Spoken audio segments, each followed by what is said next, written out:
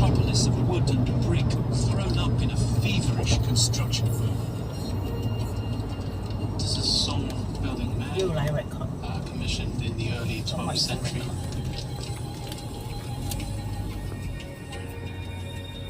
If you are of a certain social status and if you can afford it, you can build your house according to these styles. So this tells you how to build a city almost, doesn't it? Well, for a city of over 1 million people, you would need lots of buildings. The biggest city in the world, perhaps? So that yes, definitely. At the time.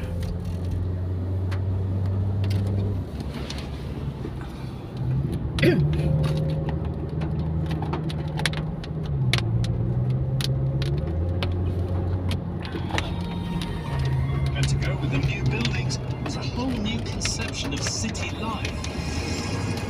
Taiwan was a much more open city. The lifestyle was much more vibrant than the country.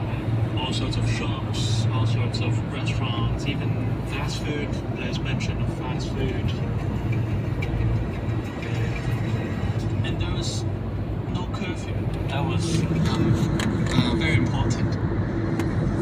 Before this, residents in the city, these urban dwellers, were supposed to stay in their own wards after the battle.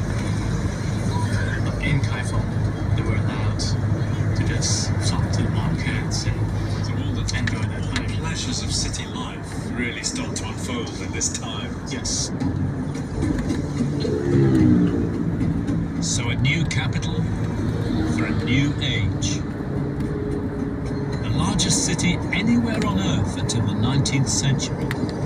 And just like today's China, the city became a magnet for people flooding in. In a few years, it went from 1 square mile to 16. Only a few ancient buildings survive today above ground. One of them is the famous Iron Pagoda, so called because of the metallic sheen of its tiles. We're out in the northeast corner of the old city. The Iron Pagoda is on a bit of raised ground in this corner. The emperor had built this artificial mountain called the Hill of Longevity. These Chinese names are.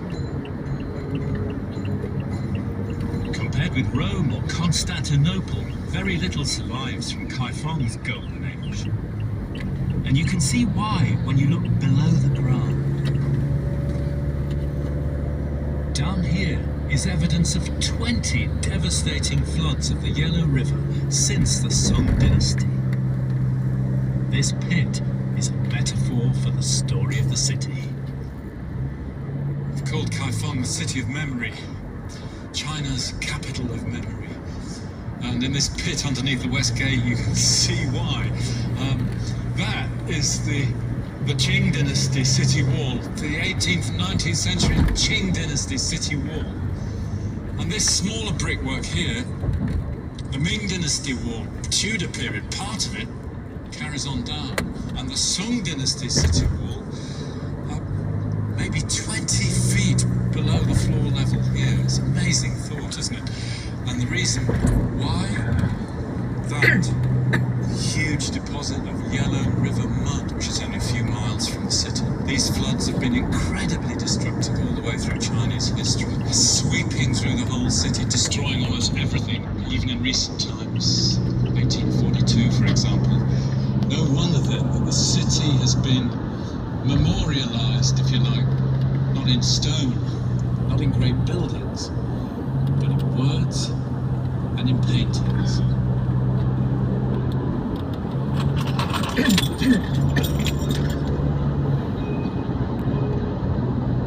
million people thronged these streets, said a Song poet. There were restaurants as far as the eye could see.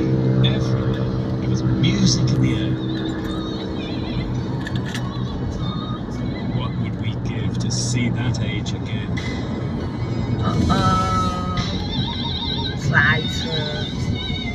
But we can still see Song Kaifeng. In China's most famous work of art. The as historical sources go, this is one of the most fabulous that exist in the world. It's a scroll, it's nearly 20 feet long. I need to unroll it across the middle of the street if we were going to do that. It's simply a depiction of the city as it was just before 1127 by a court painter, and it's the life of the ordinary people. There is nothing like this in the whole of history. It gives you these streets, the alleyways, the hutongs, the shops, the taverns and restaurants, all of them real places. Mr. Wang's house, the spice shop, Shen Yang's licensed tavern, physician Zhao's residence, the sugarcane shop, Dr. Yang's clinic. An amazing image of the sheer vitality of Song Dynasty China. Here, 400 years before the European Renaissance, with its commitment to human values, was a city dedicated to the prosperity and well-being of its people. A city for the many, not just the few. Not kings or warriors or the church, but the lives of ordinary people.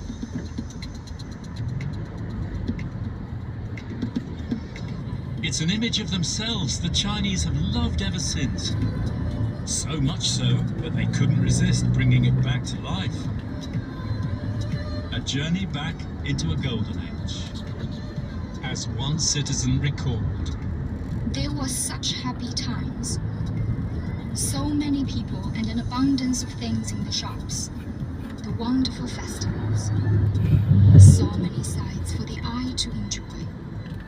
Above all, I remember the humane and congenial character of the citizens, always ready to help a stranger. A good time to live, do you think? The lamplit nights, the sounds of music from the myriad taverns and wine bars. But you see then, this was a time of peace. 北宋的时候，这个社会很稳定的。好像是国富民安是吗？一派这个向欣欣向荣的这样的。There are many legacies of the song in today's China, and one that's become celebrated across the world is Chinese cuisine. The song thought that people should be well fed, and eating became the great social ritual it is today. Chinese cooking, of course, is one of the great cuisines of the world, and the oldest cuisine in the world. From the beginnings, line poor people's food. Here they fed both the posh and the working man. People who had to get used to making the best out of whatever food source they could lay their hands on, and to make it palatable. But by the time of the Song Dynasty, it's, well, the first great restaurant culture of the world. The Chinese people by then are the best fed people in the world, probably the best fed that had ever been in history. And there's wonderful accounts of the restaurant culture at the time. 70 great restaurants here in Kaifeng.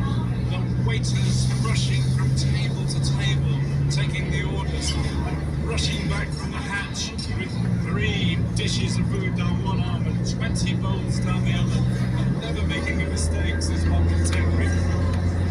And that restaurant culture brings you etiquette, how to behave at table, how to be considerate to your fellow diners, not to rush, not to chew loudly, to be careful when you're all eating from the same bowl. And that in turn, of course, brings you a kind of foodie culture. They got cookbooks back in the Song Dynasty. One of them has been reprinted ever since the last time in 2004. Pure recipes from the Mountain House cookbook. Oranges stuffed with crab meat. Green curd steamed with hibiscus flowers. And each one of these recipes. Parking. Some delightful notes by Parking. the author telling you where he first kicked it up. Take this one. Cannot stop. Blossom Okay. noodle cakes. Parking. No parking. You see? I picked up No this parking. recipe from an old Stay. Cannot parking. Cannot parking. You see? Lolly, big, big. And whenever I taste it, the exquisite moment